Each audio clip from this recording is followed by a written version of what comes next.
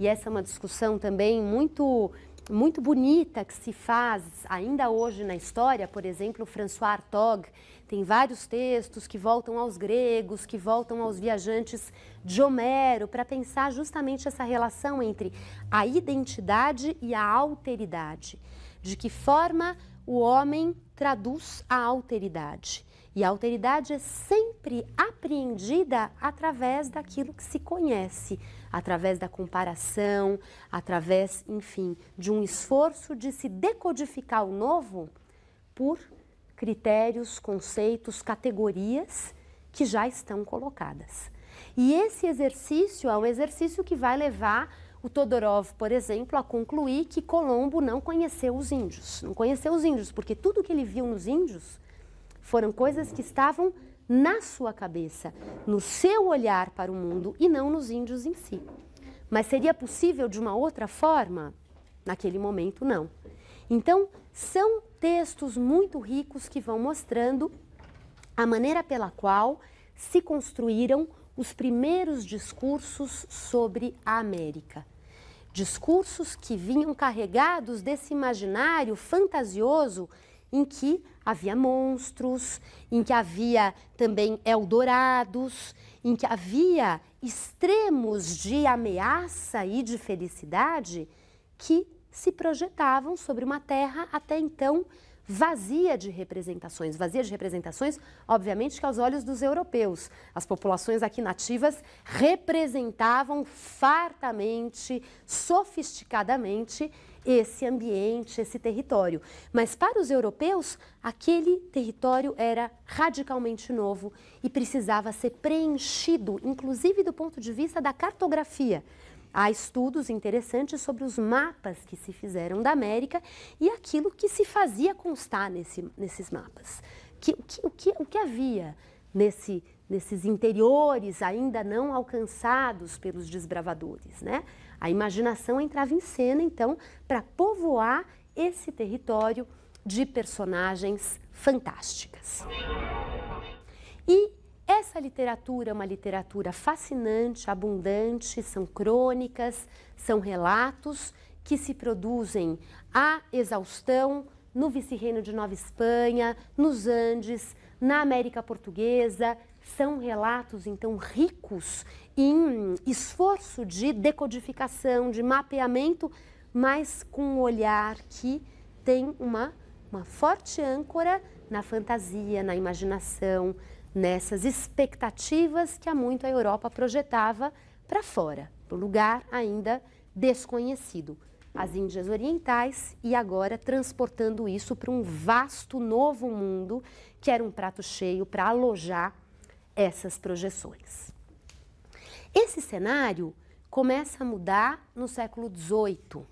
E começa a mudar no século XVIII porque o século XVIII, como vocês sabem, é o século da racionalidade, é o século da ilustração, é o século do empirismo que começa a entrar em cena, é o século em que o mundo se prestava a um olhar de catalogação, de classificação, de investigação objetiva, racional, de descrições, e a partir daí esse mundo podia ser trazido, resumido, sintetizado em grandes esquemas explicativos que teriam um alcance universal. E ninguém melhor expressa isso no âmbito das ciências do que Carl von Linné, que publicou O Sistema da Natureza no ano de 1735, desculpem, no século XVIII, 1735. O ano de 1735 e a publicação do Sistema da Natureza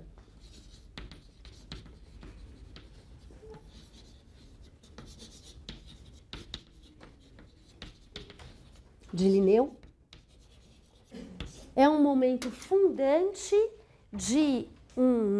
ao mesmo tempo um momento fundante e, por outro lado, claro que a expressão de algo que vinha se gestando e que essa obra, então, consolida, que é o olhar objetivo sobre a natureza e a pretensão de se descrever, classificar, catalogar todo o mundo natural, onde quer que um naturalista estivesse. Ou seja, no Novo Mundo, no Velho Mundo, na África, na Ásia, os critérios para se olhar e se apreender essa natureza seriam critérios cientificamente compartilhados.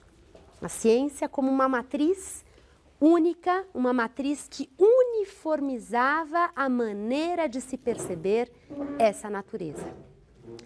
E essa perspectiva do Linneu é uma perspectiva que reverbera entre os viajantes que estiveram na América ao longo do século XVIII. Um exemplo aqui, poderia dar vários, mas um exemplo importante é o da expedição de La Condamine à América do Sul. Já ouviram falar do La Condamine? La Condamine, que vem à América do Sul, que depois se faz publicar um relato da sua viagem pela América do Sul e que tem uma expedição já inspirada, motivada por essas perspectivas que estão associadas ao Linneu, que estão associadas a esse espírito de uma observação e de uma taxonomia objetiva, científica, que marcam esse momento da história. A expedição do La Condamine depois é muito mais cheia de imprevistos, de acontecimentos que fogem do controle, que, enfim, colocam os membros da expedição em situações absolutamente dramáticas por conta do desafio que significava percorrer o território sul-americano nesse momento. Ou seja, a expedição não é a tradução mais pura e redonda desse projeto de olhar, descrever, classificar, explicar, como se tudo fosse assim, estivesse tão ao alcance da racionalidade humana. A experiência da expedição, de alguma forma, contradiz essa perspectiva, mas o que informa o movimento, o olhar, a construção do relato vai ao encontro desse espírito do século XVIII que tem no sistema da natureza de Linneu realmente uma matriz fundamental, né? O olhar para a natureza passa a se pautar em uma nova concepção sobre o lugar do naturalista e a sua relação com a natureza, a relação entre observador e objeto de observação, que realmente é uma nova matriz que conta a história daquilo que se escreve sobre a América no século XVIII. Ao mesmo tempo, nesse mesmo período, um pouco mais no final do século XVIII, início do século XIX, acontecem outros debates que atravessam esse movimento, puxando a coisa mais para um lado ou mais para o outro lado. Eu recomendo, em relação a esse assunto, um livro muito interessante, publicado já há alguns anos no Brasil pela Companhia das Letras, chamado O Novo Mundo, História de uma Polêmica, 1750 a 1900. O livro do Antonello Gerbi. Já passaram por esse livro aqui na história? Olha, é simplesmente um deleite acompanhar os debates que se produziram entre naturalistas acerca da natureza americana, do estatuto, da qualidade dessa natureza americana ao longo desses anos que vão, portanto, de meados do século XVIII até o final do século XIX. Portanto, esse olhar da objetividade, da taxonomia, da classificação, faz parte das querelas que se estabeleceram nesse momento. Mas há uma outra voz de um importante naturalista francês chamado Buffon, que escreve uma obra sobre a América sem jamais ter vindo viajar pelas paragens americanas. Então ele escreve de gabinete lá de Paris, a partir do que ele lê, e que formula uma interpretação sobre a natureza americana nesse momento, que é uma interpretação que deprecia a natureza americana como sendo uma natureza menor, como sendo uma natureza rasteira, como sendo uma natureza de animais pequenos, de plantas retorcidas, enfim, uma natureza fraca que seria, claro que, ao mesmo tempo, um sintoma de todo um novo mundo fraco, vulnerável, inferior. Então, o Antonello Gerbi, claro, vai fazendo esses paralelos entre os discursos sobre a natureza e as percepções mais amplas sobre a sociedade, sobre as ordens políticas que vicejavam na América nesse período. E a resposta ao Buffon veio, de alguma maneira, com uma expedição que eu já mencionei aqui, a expedição de Humboldt e Bonpland à América do Sul e depois indo para Cuba e também enveredando pela América do Norte, pelo México. Humboldt chegou à América do Sul no ano de 1799. Partiu depois de volta em 1804. E nós já falamos do seu relato sobre a viagem às regiões equinociais da América, em que ele produz uma visão absolutamente positiva, uma visão que endossa o vigor, a força, a grandiosidade da natureza americana. Ou seja, o relato do Humboldt, que foi um relato fundamental para o século XIX, não só para aquilo que pensavam os europeus sobre a América, mas também para aquilo que pensavam os americanos sobre a América, e nós vimos isso em relação ao Simão Bolívar, que conheceu Humboldt e que era um grande admirador do Humboldt. O Humboldt representa já um novo momento na história desses discursos sobre a natureza americana que anunciam o século XIX e, junto com o século XIX, anunciam uma perspectiva romântica. Ou seja, a questão da classificação objetiva, racional, que rondava em torno do Linneu e entre esses naturalistas do século XVIII, deu lugar no século XIX a um olhar para a natureza que, claro, queria descrever, classificar, mas que via também na natureza uma fonte de inspiração para o homem, para a cultura. E o Humboldt, quando fala da natureza americana, ele não está só classificando, ele está buscando aí essa força que transcende a ciência. E aí, mais uma vez, voltamos aquele nosso ambiente do romantismo no século XIX, que se apropria de um legado ilustrado do século XVIII, mas que também revê e busca outras formas de expressão, busca outras ênfases, outros horizontes que não se encerram na ilustração do XVIII, né, que transbordam esse legado da ilustração do XVIII.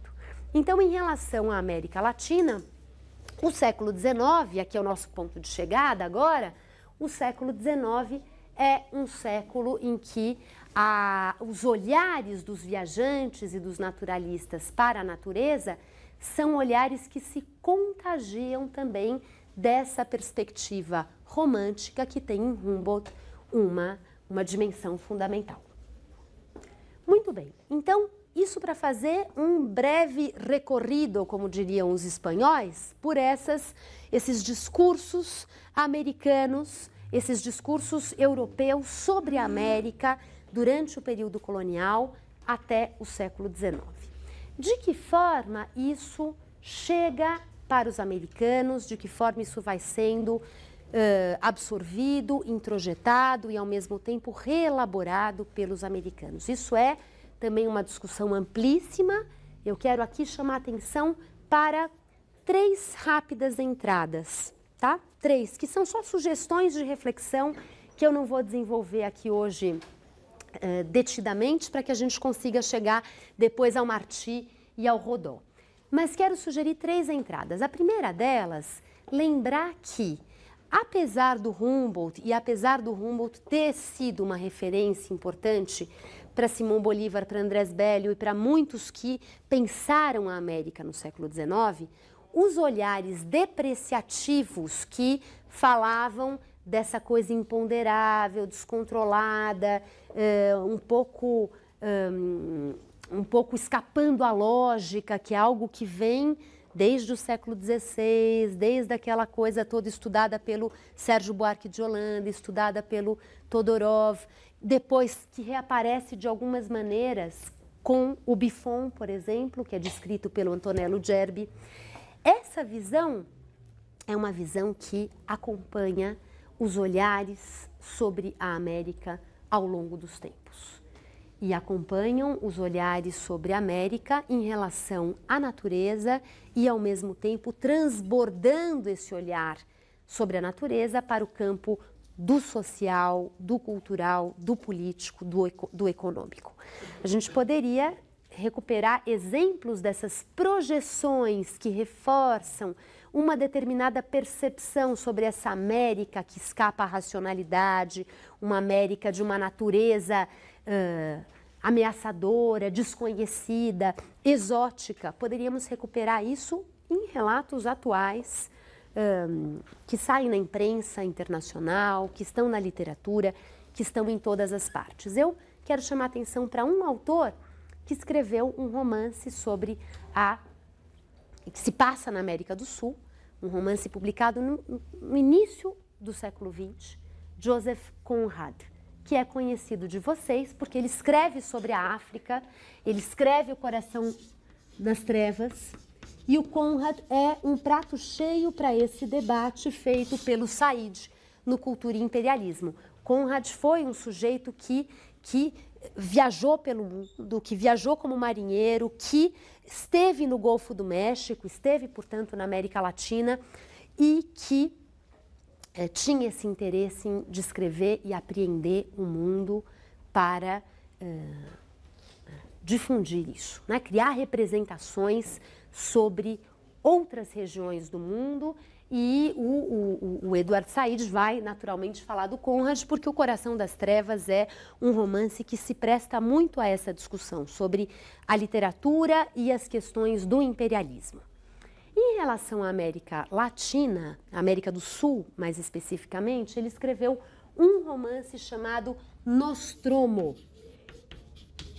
que se passa em uma república imaginária que ficaria ali mais ou menos na altura do Peru, voltada ao Pacífico.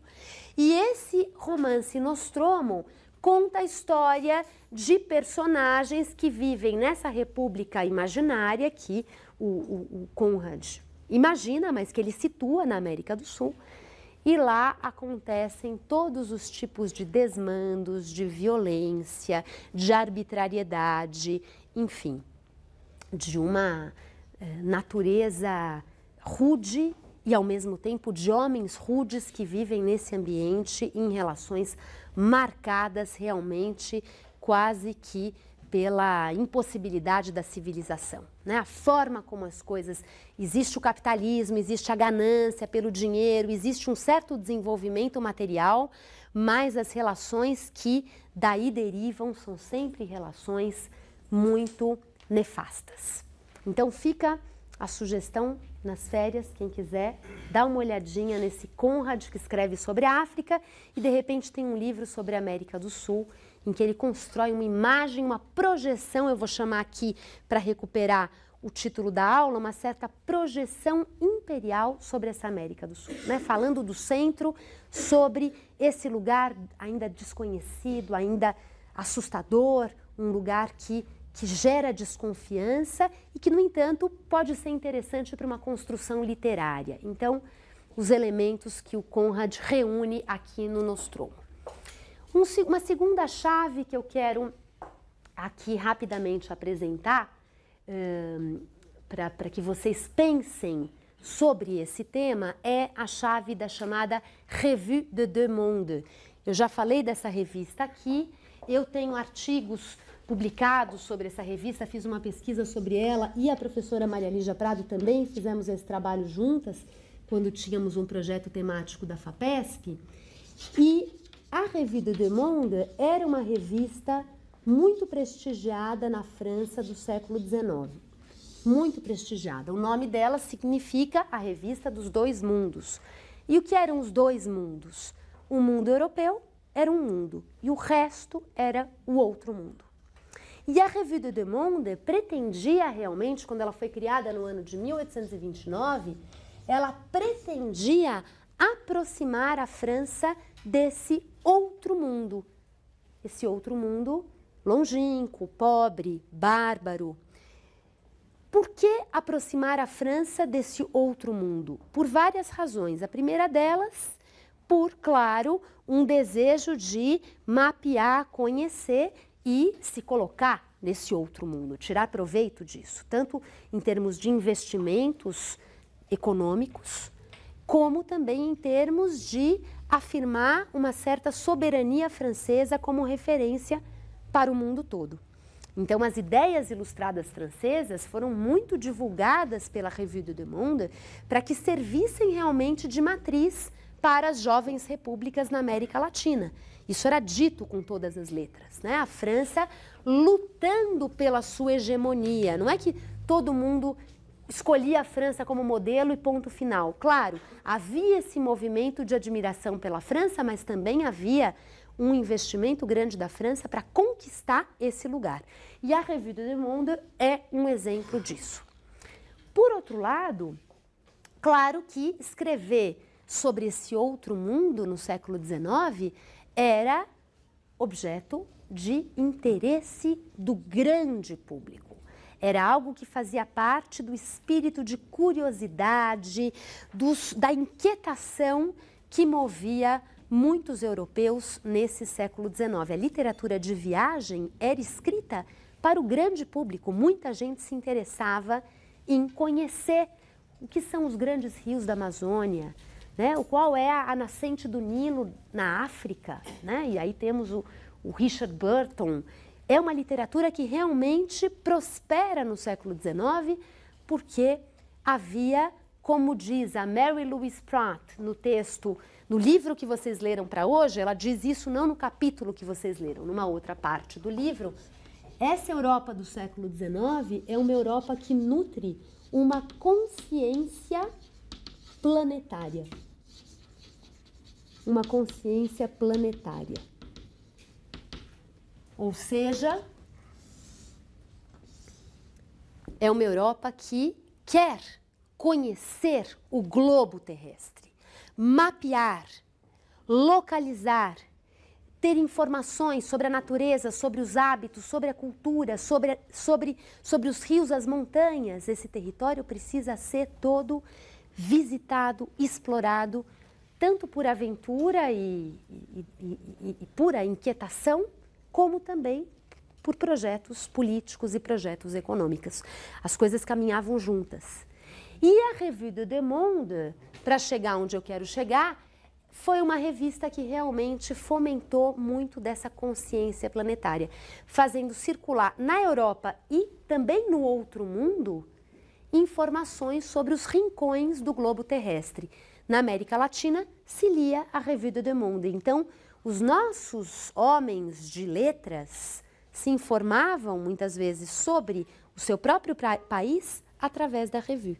E esse movimento é muito interessante porque é um movimento que também nos leva ao problema central dessa aula, que é o de como essas projeções imperiais, que eram carregadas de perspectivas sobre a barbárie dos índios na Argentina, sobre a condição do México, que exigia, sim, uma intervenção francesa, que exigia, sim, a vinda de um imperador Habsburgo, ou seja, perspectivas dessa natureza sobre a América e que, ao mesmo tempo, eram lidas e eram digeridas pelos homens de letras locais.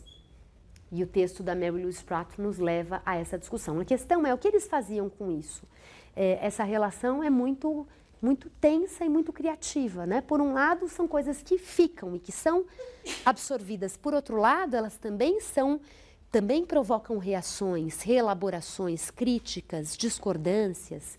E isso pode ser apreendido em textos escritos por latino-americanos com base na revue, comentando, usando os artigos da revue para se colocar, tá? Então, essa é uma segunda chave que eu quero deixar aqui como provocação simplesmente para vocês. E a terceira, também fruto de uma pesquisa que eu fiz, está publicada num livro que saiu na Espanha e que é um artigo em que eu fui analisar a obra do Júlio Verne. Alguém aqui já leu romances do Júlio Verne? Júlio Verne é expressão da tal consciência planetária, não é verdade? Ele situa os seus romances nos rincões do mundo, com aventuras extraordinárias que um leitor de antigamente e alguns leitores contemporâneos, né, não conseguem interromper, porque são aventuras que realmente prendem a atenção, e, ao mesmo tempo, aventuras que vêm acompanhadas de muita informação sobre o território, de muita informação sobre o cenário em que elas se passam. Então, o Oriente, a África e em um livro dele chamado La Jangada, o título é realmente em espanhol, publicado na França com esse título em espanhol. Então, Júlio Verne, nesse romance que faz parte das Viagens Extraordinárias, que é a coleção de romances do Júlio Verne, mas é um volume menos conhecido dessa coleção. Esse livro, La Jangada, se passa na Amazônia peruana e na Amazônia brasileira. É uma história de uma jangada que viaja subindo o rio e que passa do Peru para o Brasil.